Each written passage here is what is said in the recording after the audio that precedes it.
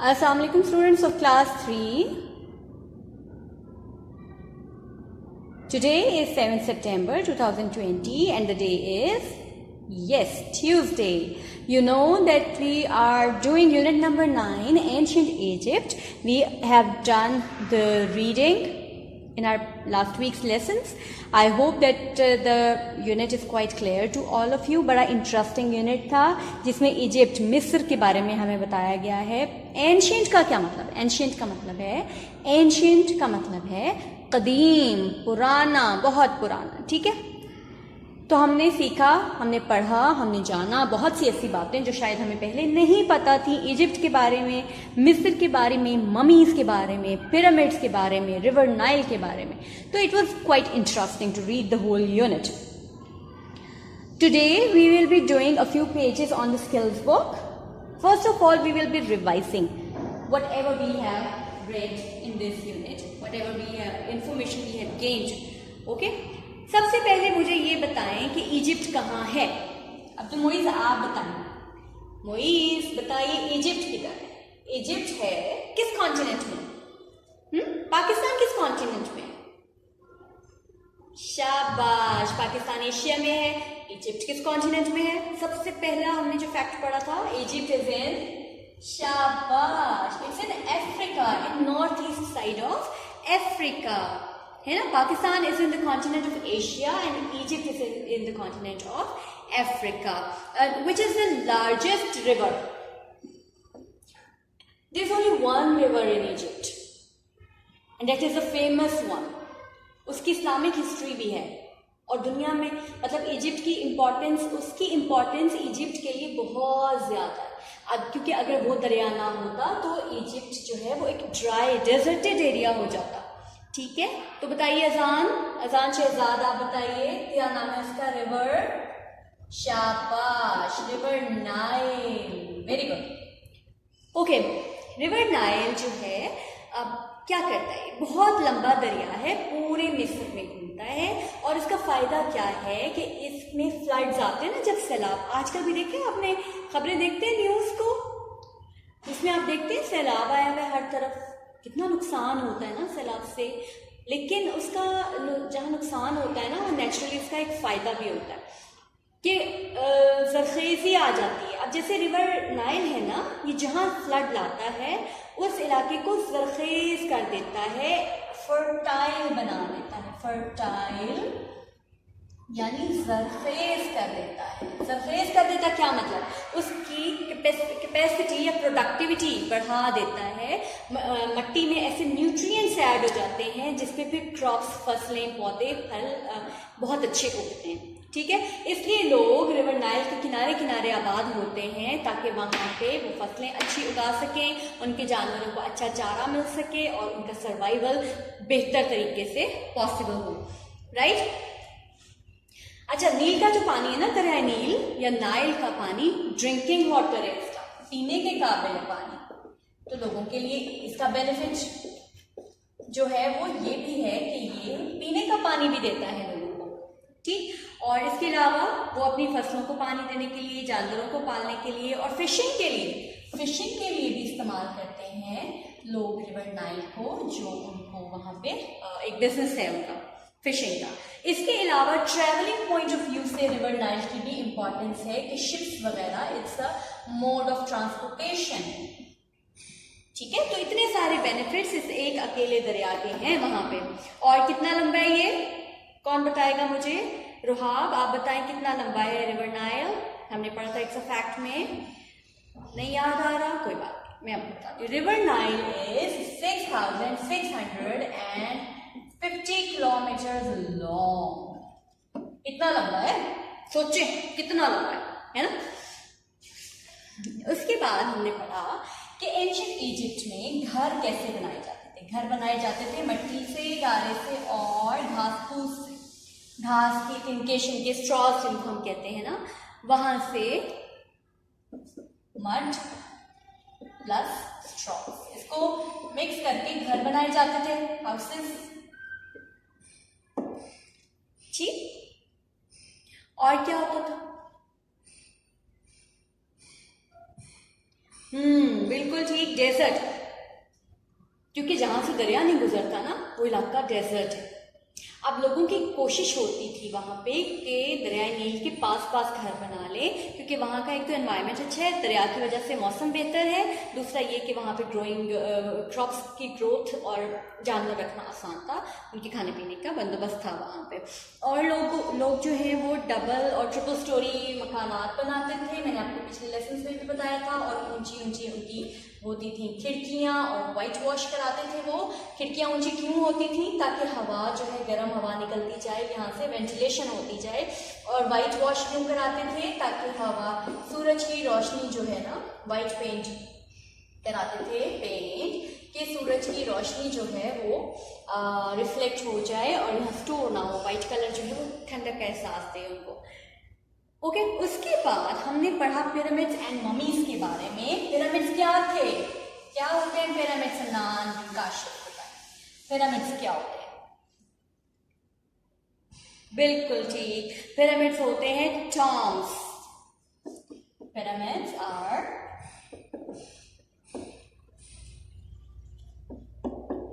Tom's, है ना। और ख़ास लोगों के जो अमीर लोग होते थे उनके टॉम्स बनाए जाते थे। और एक आफ्टर लाइफ में भी तो वो यकीन रखते थे ना, आफ्टर लाइफ कि जो जब हम मर जाते हैं तो उसके बाद हमारी अगली ज़िंदगी शुरू हो जाती है। और जब वो टॉम्स बनाते थे तो वो इस बात को जहन में रखते थे कि इस बंदे को इसकी अगली ज़िंदगी शुरू हो रही है, आफ्टर लाइफ शुरू हो रही है, तो इसको क्या क्या चीज़ों की ज़रूरत होती थी। फिर वो खाना, कपड़े और उसकी खेल की चीज़ें, ये सारी उसकी ज़रूरी चीज़ें जो हैं वो वहाँ रखते थे उसके टॉम के अंदर, ठीक है। जब उसको, लेकिन ये अमीर लोगों के चौंचले थे सारे, गरीबों के नहीं। गरीबों को बस सारी सारी चीज़ों के साथ जो है वो दफना दिया जाता था।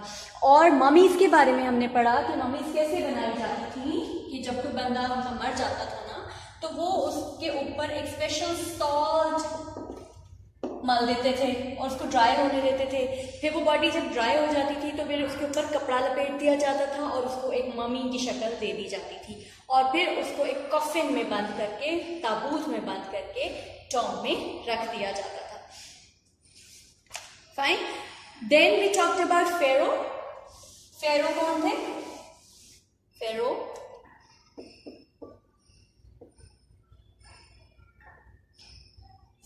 I'm always confused with these spellings. AOH. फेरो थे, फिरौन जिनको हम कहते हैं। ये कौन थे? they were the kings, ठीक है। इजिप्शियन किंग्स को, एंशियंट इजिप्शियन किंग्स को कहा जाता था फेरो। और वो बनाते थे, टेम्पल्स बनाते थे अपने लिए, जहाँ पे उनके बुतों की और अपनी पूजा करवाते थे लोगों से। स्लेव्स रखे होते थे उन्होंने, गुलाम रखे होते थे जिनसे वो बहुत मशक्कत लेते थे और उनको कोई उजरत नहीं देते थे, कोई काम नहीं, मतलब उनको कोई पैसा या कोई उनको बेनिफिट नहीं होता था इसका, सिर्फ सिवाय इसके कि वो मेहनत और मेहनत करते रहते थे। Then we talked about Tutankhamun. Who was the youngest pharaoh? Youngest pharaoh. Youngest means कितने साल का था वो? फैजान, कितने साल का वो फिरौन बन गया था? वो बन गया था, बिल्कुल ठीक, 9 साल का था जब वो फिरौन बन गया था, बादशाह बन गया था। और 18 साल का था जब वो मर गया था। वो इसलिए मशहूर है, एक तो ये कि वो यंगेस्ट था, सबसे छोटा बादशाह बना था वो, और दूसरा ये कि इसका जो पिरामिड है ना वो बड़ा मशहूर है मिस्र में। और हमने ये पढ़ा था कि एक आर्कियोलॉजिस्ट थे हावर्ड कार्टर, जिन्होंने इस पे सारी रिसर्च की थी 1922 में।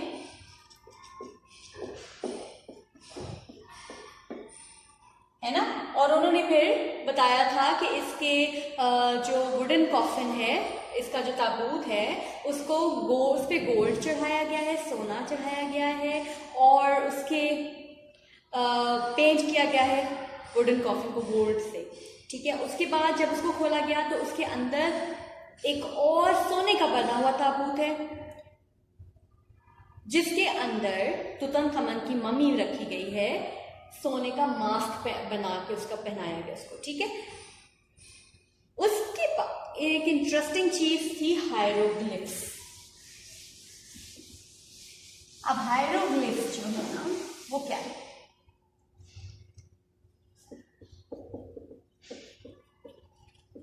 इसका एक स्किल्स बुक में पेज है, हम वो करते हैं साथ साथ। स्किल्स बुक खोल लें जल्दी से, पहले हम समझेंगे और फिर हम इसको सॉल्व करेंगे। Page number is 37। ठीक है, अब हायरोग्लिफ्स क्या थे? हायरोग्लिफ्स उनकी एंशिएंट इजिप्शियन राइटिंग थी। ठीक है, और ये होती थी पिक्चर्स की फॉर्म में, छोटी छोटी तस्वीरें होती थी जिसको वो राइटिंग कंसिडर करते थे और इसके थ्रू वो मैसेजेस मतलब पहुंचाते थे एक दूसरे को, और दीवारों पे लिखी होती थी ये सारी राइटिंग्स, उसको कहते हैं हम हायरोग्लिफ्स। अब पेज नंबर 37 है इन योर स्किल्स बुक। मैं आपको दिखाती हूँ बच्चों, आप भी पेंसिल वगैरह पकड़ के बैठे, मेरे साथ साथ हम इसको सॉल्व करेंगे। It's going to be interesting. ठीक है, पेज नंबर 37 पे हायरोग्लिफ्स पहले हम पढ़ लेते हैं। I will learn about ancient Egyptian writing. We know about the people of ancient Egypt from their writing. अब ये मशहूर है इनकी राइटिंग, हायरोग्लिफ्स जो है ना, ये और कहीं यूज नहीं होती।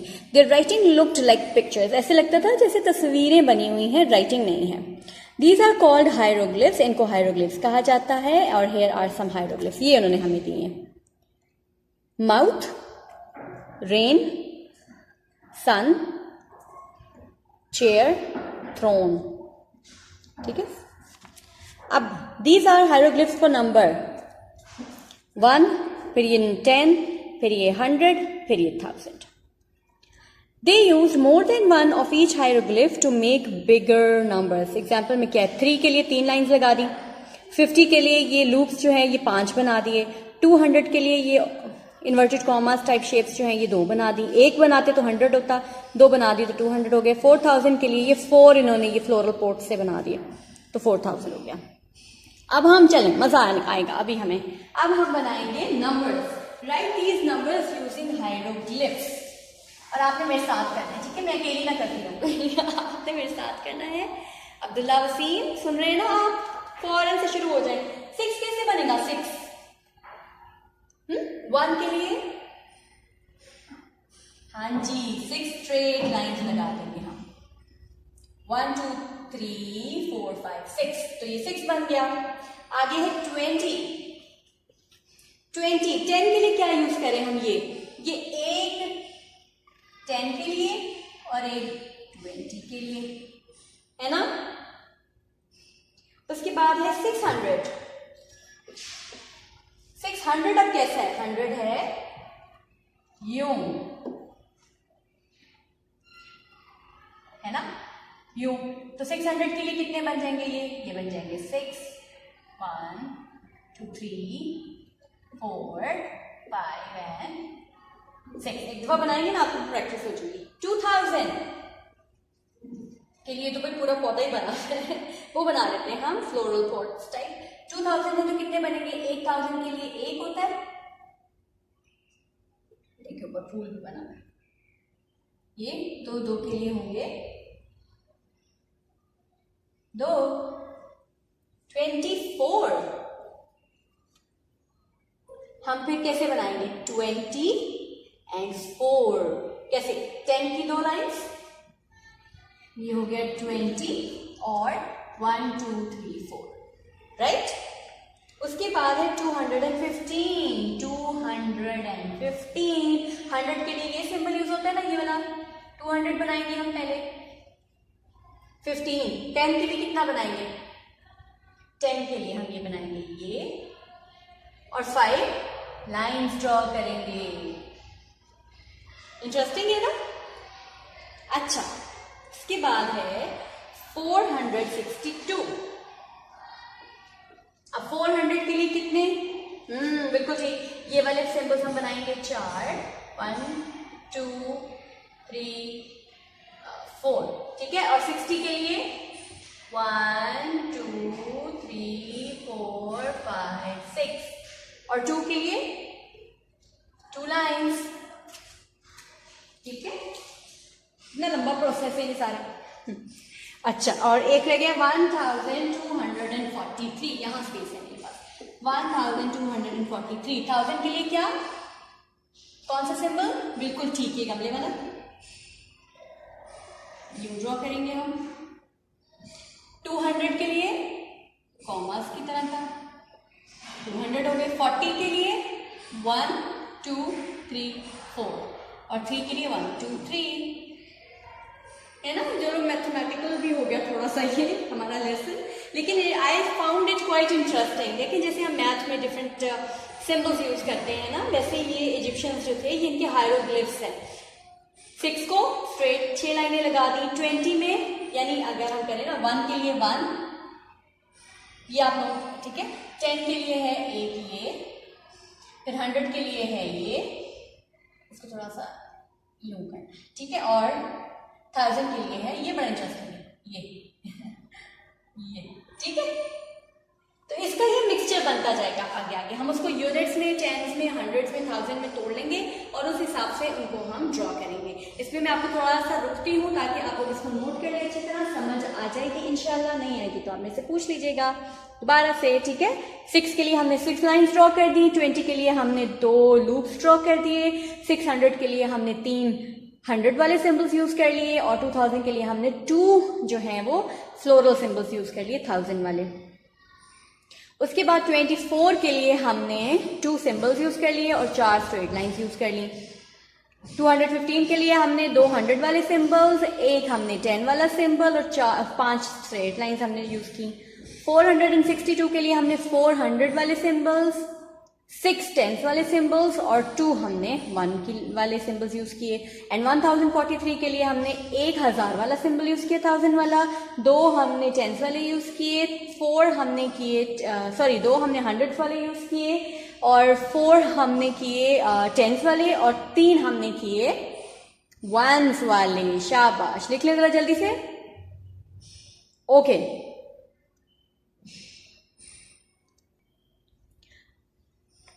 Okay students, we had done page number 37. अभी that was quite interesting. अब हम करेंगे page number 35. Open up page number 35. It's written, I will learn about harvesting in ancient Egypt. कि कैसे फसलें बोई जाती थी, ठीक है। Harvesting is when a crop is cut. Harvesting क्या है, जब फसलों को काटा जाता है। These pictures are from the tomb of Mena, a rich Egyptian.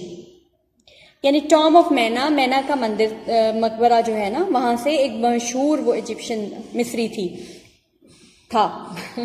He died nearly 3500 years ago, वो तकरीबन 3500 साल पहले मर गया। Look for myna and the new different types of work, put the correct number under each picture to label it, draw a circle around myna. अब इन्होंने दिया हुआ नंबर 1 क्या है, cattle trampling the grains to take off the husk, ठीक है, cattle वाली। उसके बाद gathering, poor people picking up corn that the harvesters drop, यानी गरीब लोग जो है वो उठा रहे हैं सारी मकई जो गिराई जा रही है। Carrying the corn from the field, और फिर कटिंग द कॉर्न, और मैना इज द टॉम। अब सबसे पहली पिक्चर ये देख रहे हैं आप, ये क्या है, ये है गैदरिंग, बिल्कुल ठीक, गैदरिंग देखते हैं यहाँ पे। अब गैदरिंग क्या है, poor people picking up corn, है ना, इसको कहते हैं gathering.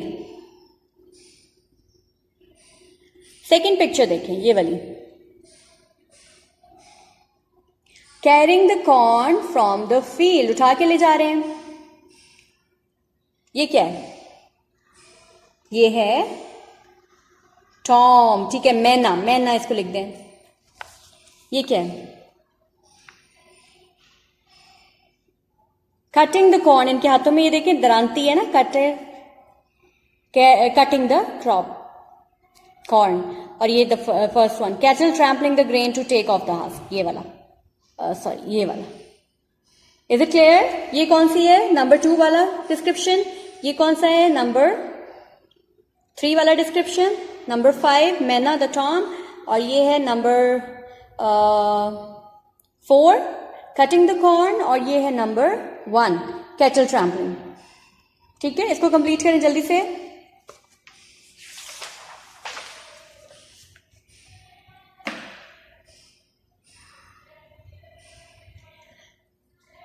Then page number 36. I will learn about the gods, the ancient Egyptian worship. मैं उन देवी देवताओं के बारे में पढ़ूंगा जो कि कदीम मिस्री लोग जिनकी पूजा करते थे. Read about the ancient Egyptian gods and goddesses, then write the names under the pictures. अब ये pictures हैं, इनके नीचे हम इनके नाम लिखेंगे, पहले हम पढ़ लें, ठीक है? Horus.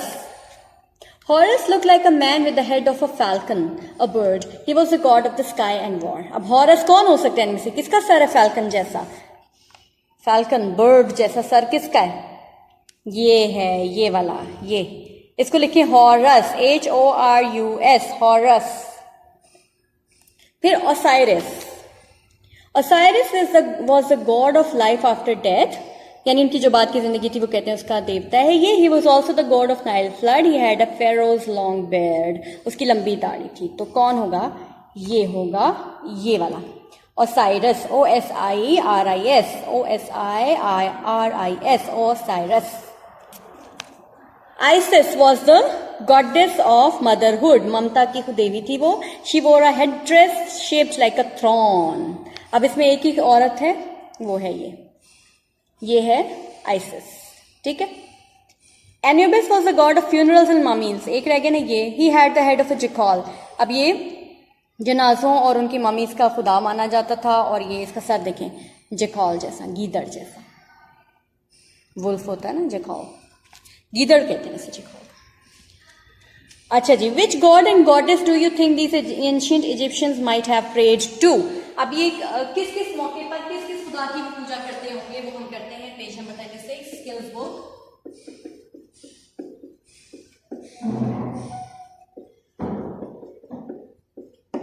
नंबर 1 पे देखिए उन्होंने लिखा है someone whose father had just died.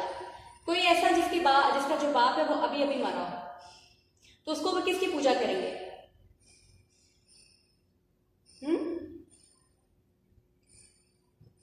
ओसाइरस की. बिल्कुल, लाइफ आफ्टर डेथ है ना, तो इसमें आप लिखेंगे ओसाइरस. नंबर 2 में क्या लिखेंगे? A farmer who wanted water for his field. A farmer who wanted water for his fields. उसको नाइल की जरूरत पड़ेगी ना.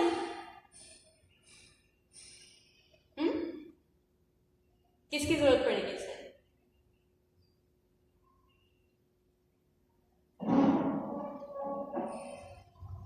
उसको बिल्कुल बारिश की.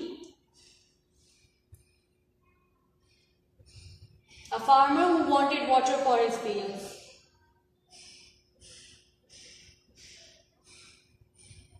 किसकी सोचें?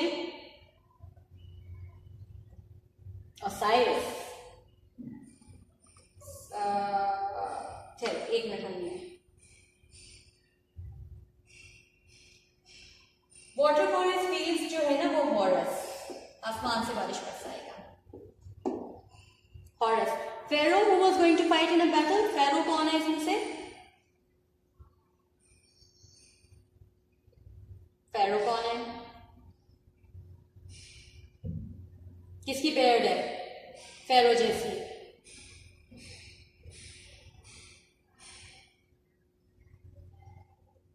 ओसाइरस. वुमेन तो एक ही है, एंड आइसिस.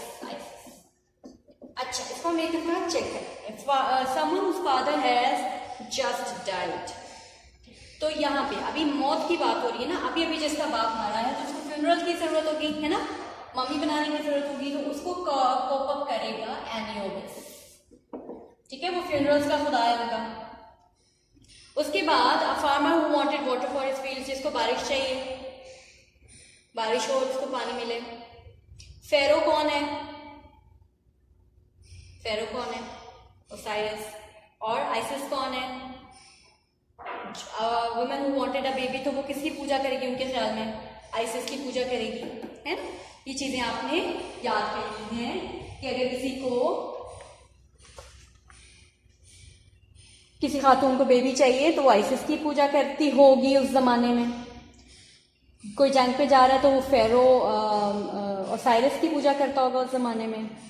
कोई फार्मर को बारिश चाहिए अपनी तो वो हॉरस की. और जो अभी भी मरा है जिसको, वो लोग उसकी एनिबिस की पूजा करते होंगे, है ना. तो ये वो बुतों की पूजा करते थे। ठीक है, चलें अब आपने जल्दी से स्किल्स बुक का काम कंप्लीट कर लेना है। हमने सब कुछ कर लिया है मिलके। कंप्लीट करके टेक रेस्ट। ओके, अल्लाह हाफिज।